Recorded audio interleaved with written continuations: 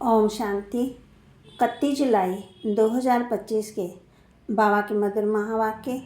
बाबा कहते मीठे बच्चे, तुम सवेरे सवेरे उठकर बहुत प्यार से कहो बाबा गुड मॉर्निंग। इस याद से ही तुम सतो प्रधान बन जाएंगे। तुम सवेरे सवेरे उठकर बहुत प्यार से कहो बाबा गुड मॉर्निंग। इस याद से तुम सतो प्रधान बन जाएंगे। प्रश्न, एक्यूरेट याद द्वारा बाप की करंट लेने के लिए मुख्य किन गुणों की आवश्यकता है? एक्यूरेट याद द्वारा बाप की करंट लेने के लिए मुख्य किन गुणों की आवश्यकता है? उत्तर, बहुत धैर्यवत हो, समझ और गंभीरता से अपने को आत्मा समझ याद करने से बाप की करंट मिलेगी और आत्मा सतो प्रधान बनती जाएगी। तुम्हें अभी बाप की याद सतानी चाहिए, क्योंकि बाप से बहुत भारी वर्षा मिलता है। तुम कांटों से फूल बनते हो, सब दैवी गुण आ जाते हैं। ओम शांति। बाप कहते हैं मीठे बच्चे, तत्वम अर्थात तुम आत्माएं भी शांत स्वरूप हो। तुम सर्व आत्माओं का सधर्म ही है शांति। शांति धाम से फिर यहाँ आकर के टॉकी बनते, बातचीत करते। ये कर्म इंद्रियाँ तुमको मिलती है पाठ बजाने के लिए। आत्मा छोटी बड़ी नहीं होती, शरीर छोटा बड़ा होता है। बाप कहते हैं मैं तो शरीरधारी नहीं हूँ, मुझे बच्चों से सम्मुख मिलने आना होता है। समझो जैसे बाप है उनसे बच्चे पैदा होते हैं, तो वह बच्चा ऐसे नहीं कहेगा कि मैं परम धाम से आकर के जन्म ले माता पिता से मिलने आया हूँ। बल कोई नई आत्मा आती है किसी भी शरीर में, वह कोई पुरानी आत्मा जिसके शरीर में प्रवेश करती है, तो ऐसे नहीं कहेंगे कि माता पिता से मिलने आया हूँ। उनको ऑटोमेटिकली माता पिता मिल जाते हैं। यहाँ ये है नई बात। बाप कहते हैं मैं परम धाम से आकर तुम बच्चों के सम्मुख हुआ हूँ, तुम्हें नॉलेज देता हूँ, क्योंकि मैं हूँ नॉलेजफुल, ज्ञान का सागर। मैं आता हूँ तुम बच्चों को पढ़ाने, राजयोग सिखाने। तुम बच्चे अभी संगम पर हो, फिर जाना है अपने घर, इसलिए पावन तो ज़रूर बनना है। अंदर में बहुत खुशी होनी चाहिए।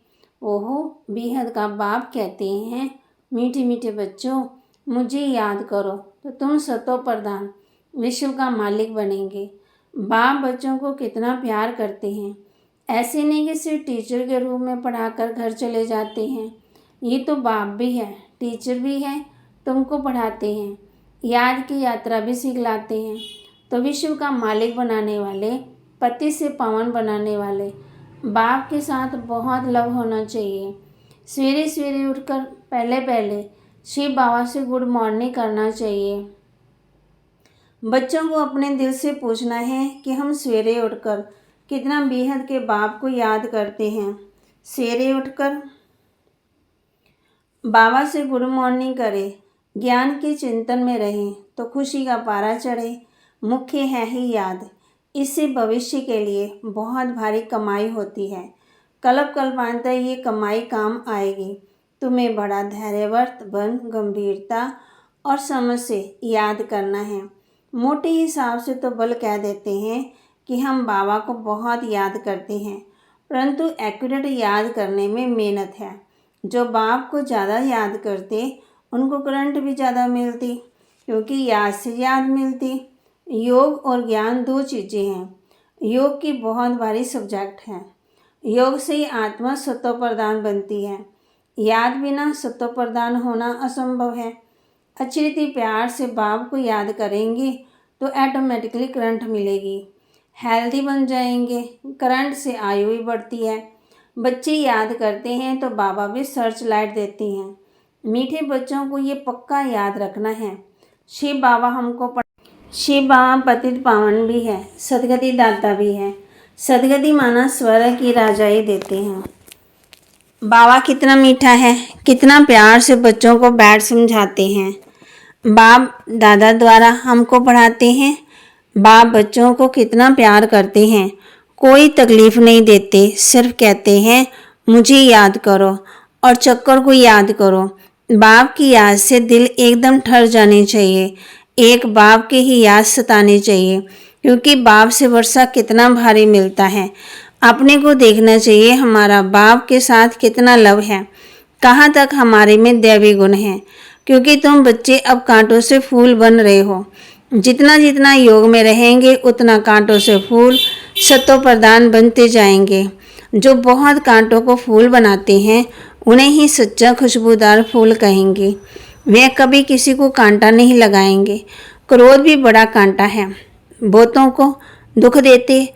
अभी तुम बच्चे कांटों की दुनिया से किनारे पर आ गए हो। तुम हो संगम युग पर। जैसे माली फूलों को अलग कर बर्तन में निकाल रखते हैं, वैसे ही तुम फूलों को भी अब संगम युगी पॉट में अलग रखा हुआ है। फिर तुम फूल स्वर्ग में चले जाएंगे, कलयुगी कांटे भस्म हो जाएंगे। बाप कहते हैं, मीठे बच्चे, जितना तुम बहुतों का कल्याण करेंगे उतना तुमको ही हजूरा मिलेगा। बहुतों को रास्ता बताएंगे तो बहुतों की आशीर्वाद मिलेगी। ज्ञान रत्नों से झोली भरकर फिर दान करना है। ज्ञान सागर तुमको रत्नों की थालियां भर भर के देते हैं। जो उसका दान करते हैं वही सबको प्यारे लगते हैं। बच्चों के अंदर में कितनी खुशी होनी चाहिए। सेंसिबल बच्चे जो होंगे वह तो कहेंगे हम बाबा से पूरा वर्षा ही लेंगे, एकदम चटक पड़ेंगे। बाप से बहुत लव रहेगा, क्योंकि जानते हैं प्राण देने वाला बाप मिला है। नॉलेज का वरदान ऐसा देते हैं जिससे हम क्या से क्या बन जाते हैं। इंसाल्वेंट से साल्वेंट बन जाते हैं। इतना भंडारा भरपूर कर देते हैं। जितना बाप को याद करेंगे उतना लव रहेगा, कशिश होगी। सुई साफ होती है तो चुंबक तरफ खींची जाती है। बाप की याद से कट निकलती जाएगी। एक बाप के सिवाय और कोई भी याद ना आए।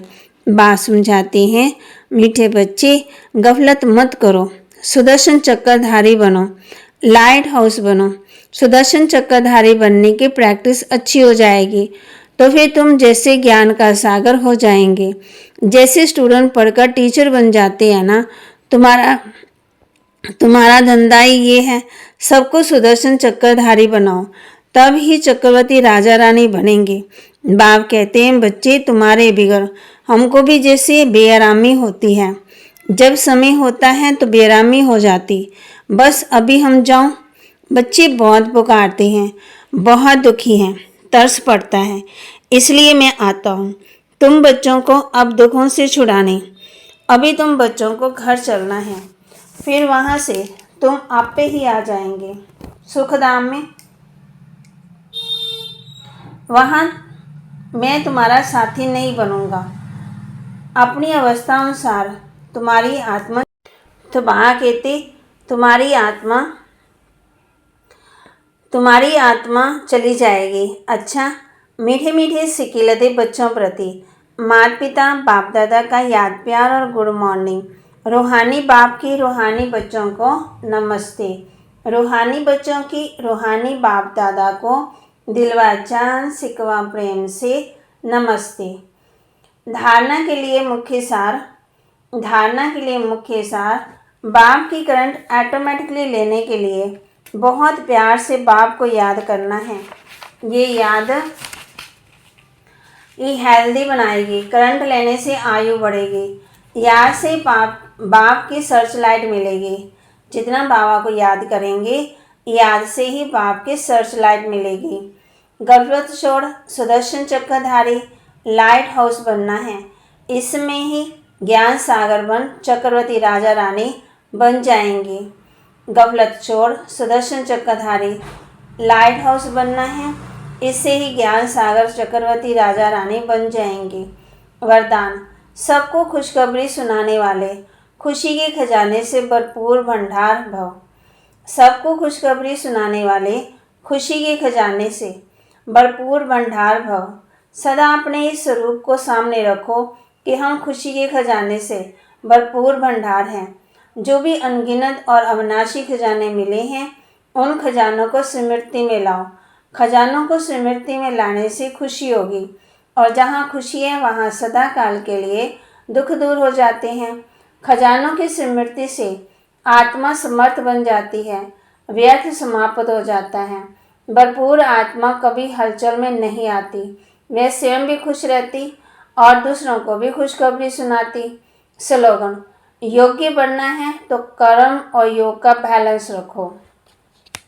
बाबा कहते योग्य बनना है तो कर्म और योग का बैलेंस रखो।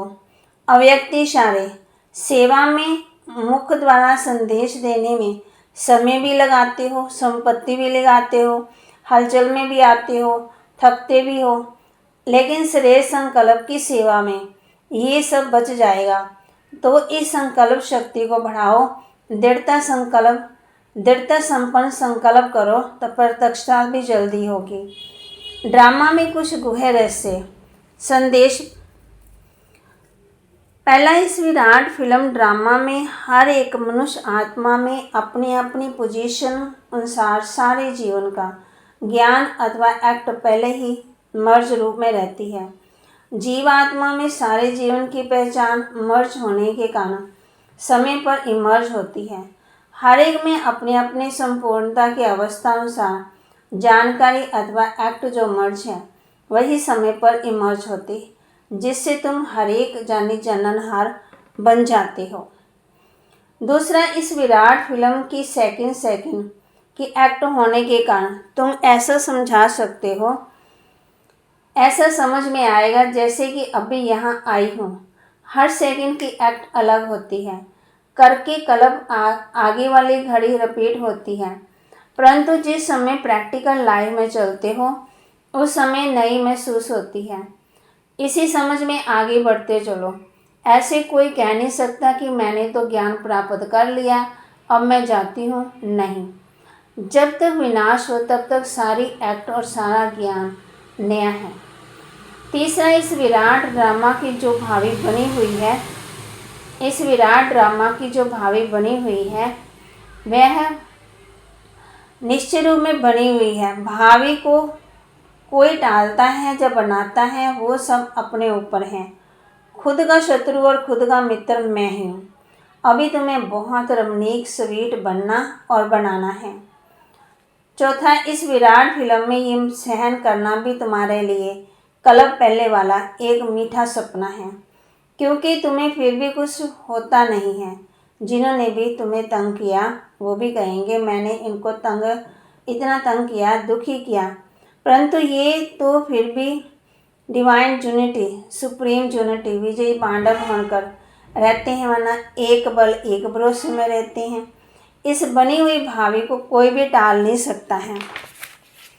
इस विराट फिल्म में देखो कैसा वंडर है, जो तुम प्रत्यक्ष पांडव भी हो, पधारे हो और तुम्हारे पुराने चित्र और निशानियां भी अब तक कायम हैं। जैसे पुराने कागज, पुराने व शास्त्र, गीता पुस्तक आदि संभाल कर रखते हैं, फिर उसका बहुत मान होता है। ऐसी पुरानी चीज़ें कायम होते हुए भी अब नई वस्तु इन्वेंशन होती है। पुरानी गीता प्रैक्टिकल में होते हुए भी गीता इन्वेंट हुई, पुराने की अंत तक होती, तब नए की स्थापना होती। अभी तुम प्रैक्टिकल में ज्ञान को जीवन में प्रत्यक्ष धारण करने से दुर्गा, काली आदि बनी हो।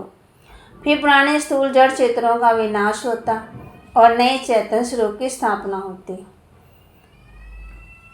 इस विराट फिल्म प्लान अनुसार संगम के समीप समय आप अन्य दैवी, तो बाबा कहते इस विराट फिल्म प्लान अनुसार संगम के स्वीट समय आप अन्य दैवी बच्चे ही विकारों पर विजय प्राप्त कर वैकुंठ की स्वीट लॉटरी पाते हो। आपका ये ललाट कितना लकी है। इस समय तुम नर से नारी अविनाशी ज्ञान से पूज्य योग देवता पद प्राप्त करते हो। यही इस संगम के सुहावने वंडरफुल समय की वंडरफुल रीति। ईश्वर साक्षी होकर देख रहा है कि मैंने जिन एक्टर्स को अपने अनेक गहनों भूषणों से श्रृंगार कर इस सृष्टि रूपी स्टेज पर डांस करने अर्थ भेजा था, वो कैसे एक्ट कर रहे हैं। मैंने अपने दैवी बच्चों को गोल्डन मनी, सिल्वर मनी देकर कहा था कि ये भूषण, ये गहने पहनकर खुश मिजाज होकर साक्षी बन एक्ट भी करना और साक्षी होकर इस खेल को भी देखना। फंसना नहीं, लेकिन आधा कल्प राज्य भागी होकर फिर आधा कल्प अपनी ही रची हुई माया में फंस गए। अब फिर मैं तुम्हें कहता हूँ, इस माया को छोड़ दो। इस ज्ञान मार्ग में विकारी कार्य से पलट निर्विकारी बनने से, आदि मध्य दुख से छूट जन्म जन्मांतर के लिए सुख प्राप्त कर लेंगे। अपने से कोई भी ऊंच अवस्था वाले द्वारा यदि कोई सावधानी मिलती है तो उनको राजयुक्त उठाने में ही कल्याण है। उनके भीतर के राज को जानना चाहिए कि इसमें अवश्य कोई कल्याण समाया हुआ है। ये जो पॉइंट मुझे इनके द्वारा मिली वह बिल्कुल यथार्थ है। उसे बहुत खुशी से स्वीकार करना चाहिए, क्योंकि अगर मेरे द्वारा कभी कोई भूल हो गई तो वह पॉइंट याद आने से स्वयं को करेक्ट कर लेंगे। लेकिन कोई भी सावधानी हो, बहुत विशाल बुद्धि से धारण करने से तुम उन्नति को प्राप्त कर सकेंगे।